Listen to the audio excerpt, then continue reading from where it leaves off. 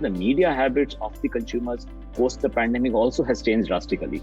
A lot of it is now consumed on the social media. A lot of it is consumed on the digital landscape rather than on television or rather than on newspapers and so on. I think customers are really wanting to have their fill in terms of really having a car which they are feeling proud of, and not only as a means of commuting from point A to point B, but as a reflection of their lifestyle. Earlier it used to be a little functional, but now it seems to me maybe I won't be going for a vacation abroad for the next 2 years. So let me kind of pamper myself by stretching myself more in the financial side to get a nice toy in the form of a car. Welcome to ET Catalyse, the automotive special. Today we have with us India's top car makers who are beating all the COVID blues and the odds and converting a diversity into an opportunity. With the fear around public transportation, personal transport is the only choice for Indian consumers today. And thus buying your own car has become a necessity. But how do you sell a car on the virtual screen to a consumer? How do marketeers today and India's top car salesmen go about digitizing their entire process? It is that and much more that we'll discuss today on this automotive special. We have with us on our show Tarun Garg from Hyundai Motors, Shashank Srivastava from Maruti, and Vivek Srivastava from Tata Motors. Welcome everyone. Tarun, given the economic volatility that we all experienced, especially in the early days of lockdown, the car makers would have all sort of hunkered down and said, okay, let's wait for the new car launches. Let us not launch in the midst of the pandemic. There were so many uncertainties around whether the consumer will even bother to check out a car. What was the best strategy that you and your company adopted? Did you hold back the new products launch, or did you go headlong and say, even if it's virtual, let's just go for it? You have asked a very interesting question. And if I talk about Hyundai, as you know, we have always believed that new car launches is one very good way of connecting with the customers and uplifting their sentiment and bringing them to the car showrooms. And even in 2019, we had launched 4 new cars. And interestingly, on the 16th of March, just a couple of days before the lockdown happened, we had launched the all-new Creta. And then this, of course, lockdown happened. And during the lockdown, of course, when things were being said that, okay, is it the end of the world? What is going to happen? I think at Hyundai Motor India, we were very confident that based on our experience in the past, whether it was the Lehman crisis, that India is a very, very resilient economy and it will come back very strongly. Also, very clearly, it was emerging that personal mobility, safe mobility is going to be the need of the hour. So there was definitely not the time to really cut back on the launches. If you see the Hyundai Motor India, we launched, in fact, 3 models, post the unlock also. So in addition to the Creta, we launched the all-new Verna, we launched the new Tucson, and of course, last month, we launched the all-new i20 as well. So we have been going all out on the new launches. And the one part is the launches. The second part is the way you communicate with the customers, which I think became very, very important as well. So, as you know, under normal circumstances, when we will launch a product, we will call some journalists, have maybe a meeting in a room, in a hotel room. But here was a time when we had to innovate. And that is where, we launched a very unique event called the Next Dimension, where we showcased the new Creta, the new Verna, and the new Tucson. And this became a super hit because we could communicate with so many customers. In fact, we had close to 20 million views, for this event. So I think this pandemic actually provided a lot of opportunity to Hyundai, and as a result of which things are looking very good. And like I said, that we as marketers have always underestimate sometimes the power of India, and Indian customers have always surprised us. And this time as well, I think very, very positive response from the customers, which augurs very well for all of us. Shashank, if I can come to you. Yeah. So, Tarun and Hyundai had a great experience and, rather a surprise with the Creta launch, just before lockdown, and they were all set to sell the big cars, which were in big demand immediately post-lockdown. What was the experience at Maruti for you? Yeah, so if your question pertains to the launches of new products, then of course we must remember that the launch of any new car in automobile normally is planned almost 4 years in advance, because that's the time when you have it's required for development and making and designing the vehicle itself. anywhere between 38 to 45 months. So it's true, therefore, that the only question was whether we should delay launches. So the products were obviously planned 4 years in advance. I suppose that's true for all manufacturers. And in our case, if you see in the last year when we had a big drop in the auto sales, roughly about 18-20% last year over the previous year, which was 18-19, we still had the launch of the Espresso and the new XL6.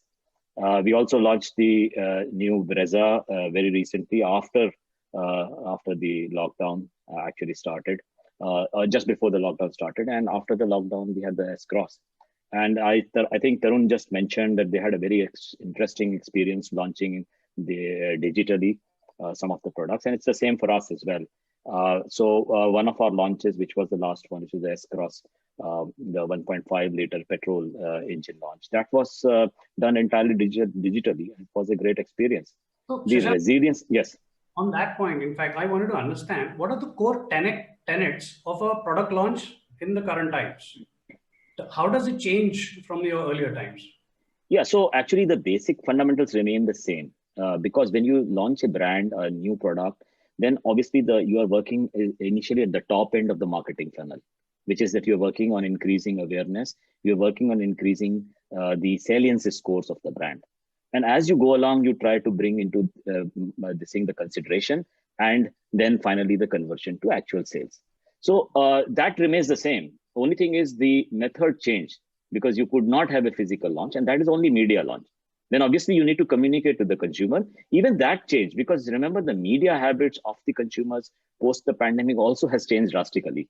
A lot of it is now consumed on the social media. A lot of it is consumed on the digital landscape rather than on television or rather than on newspapers and so on. So that changes in the media consumption habits post the pandemic also needs to be taken into account. While the basic tenet and the basic of the thing remains the same. The other thing is on the conversion side also. Where initially what used to happen pre-pandemic was when the inquiry was generated, even let's say it was generated on a digital landscape, it would probably be passed on to dealers, and dealer would then immediately contact the customer, most probably physically or the consumer visiting the showroom and so on. However, post-pandemic, of course, the digitalization of the process itself has become very of the conversion process, which means at the lower end of the marketing funnel also, you need to have a digital strength. And that's what Maruti Suzuki has done with the hyperlocal, which is a system of whereby people who are making inquiries on the web, on the digital platform, they are given a very quick response through our dealer network in a system which is integrated with the main digital platform of Maruti Suzuki. But how much yeah. On this, in fact, wanted to understand. So, your relationship has been more a B2B from you to the dealer and then eventually dealer to consumer. But with digital, you get complete access to even the queries or inquiries that were coming on the digital platform. Sometimes they would come to you on your website. You would pass it to the respective dealer. Yeah. How much of an oversight or an understanding and thereby control should the company or will the company have what is happening between the dealer and consumer? Because that's where, if any mis-selling or misunderstanding happens, then you lost a customer. Yeah, while we are talking of post-pandemic, remember the queries on the inquiries on the digital platform were happening even pre-pandemic.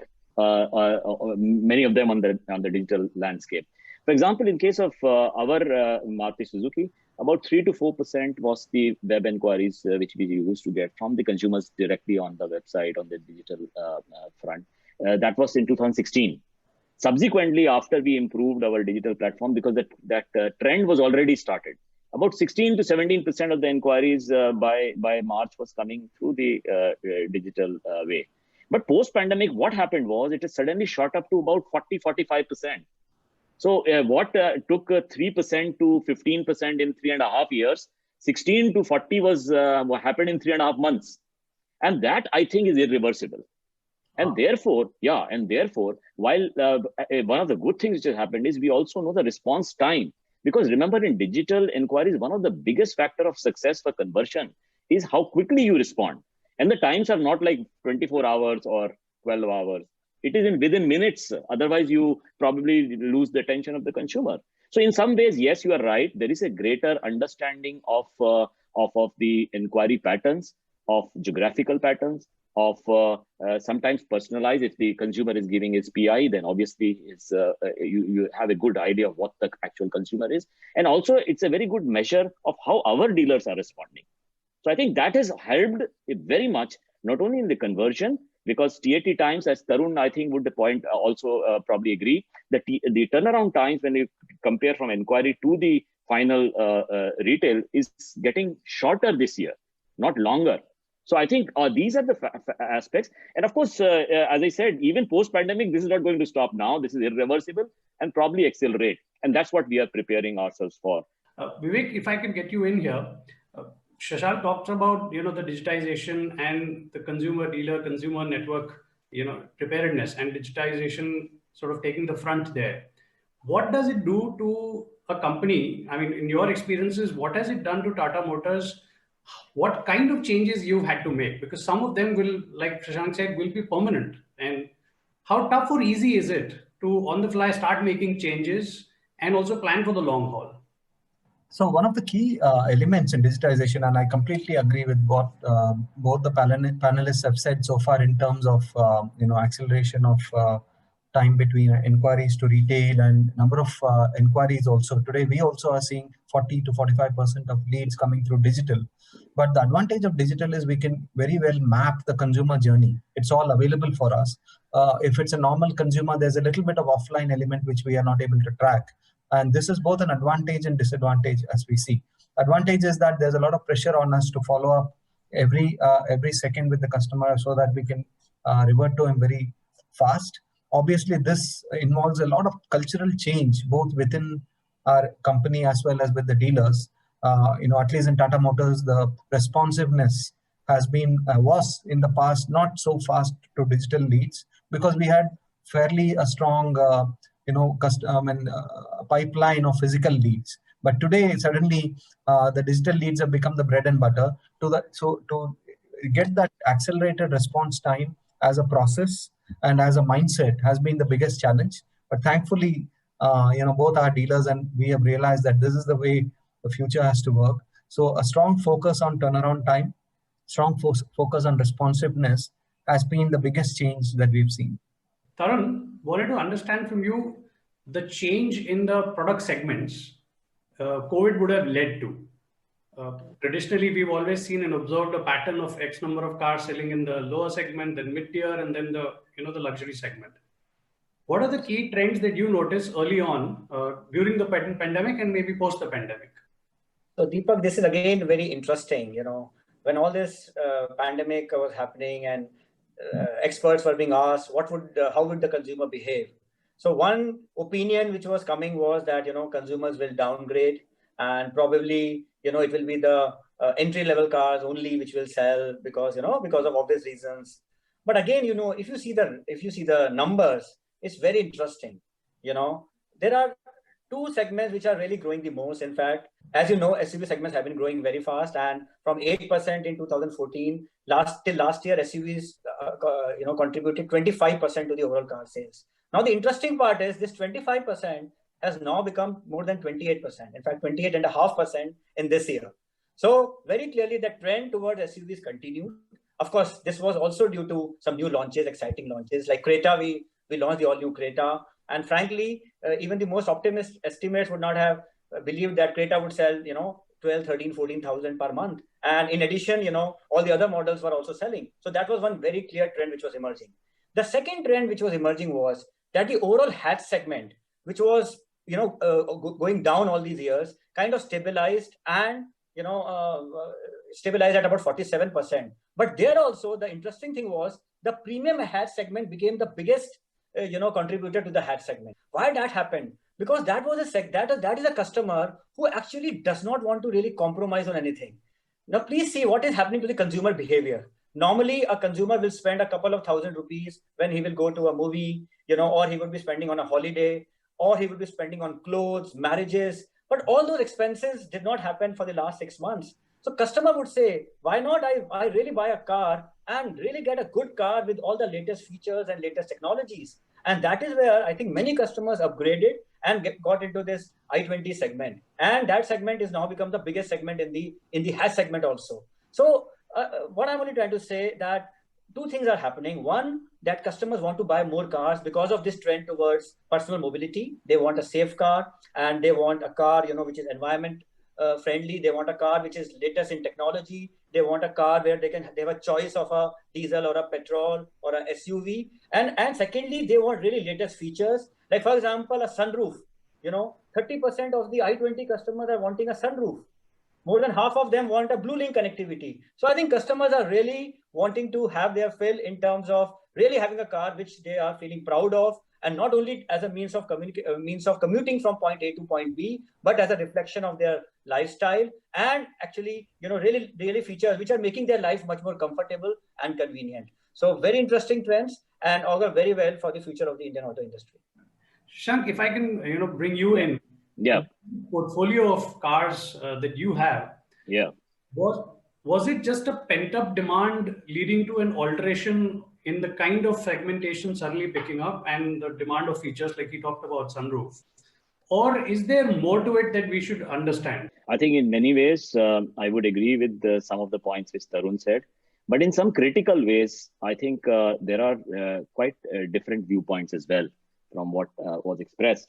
One, it is true that if you look at the SUV segment, it has been growing. In fact, in 2010, it was only about 8% of the market.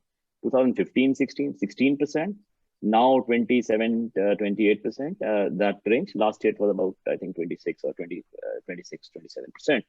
So clearly the long-term trend has been a shift towards the SUV. And this is not just an India trend. You can see it in China, you can see it in Latin America, you can see it in Europe, in US. In Europe, for example, it's almost 45% of the market.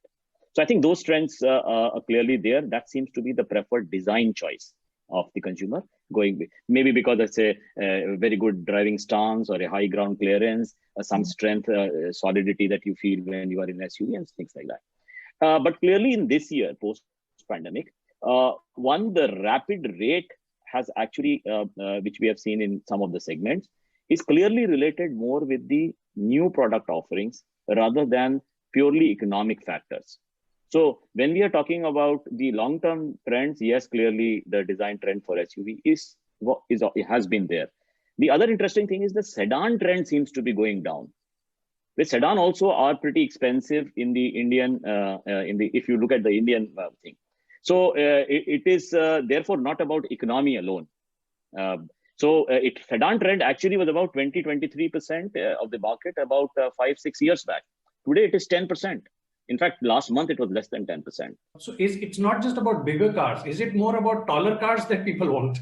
So people say yeah. So people say ऊंची is the new लंबी. पहले बोलते ना लंबी car होनी चाहिए. अब बोलते हैं ऊंची कार होनी चाहिए. So ऊंची is the new लंबी. That's what people say. But I'm coming to a more, I think, regarding the segmentation, a different point, which is, and I think Tarun pointed it rightly, that the hatches segment was actually coming down all these years. It was actually 67% just about 6-7 years back. It's now about 45-46%. Now this year it has increased. And I think what we keep saying and again, that the reason here seems to be more economic, because while people are preferring, they are preferring personal mobility for reasons of safety, they are moving away from public transport and also shared mobility, which was a trend actually till last year. But these are some things which will be reversed, I think, post the pandemic.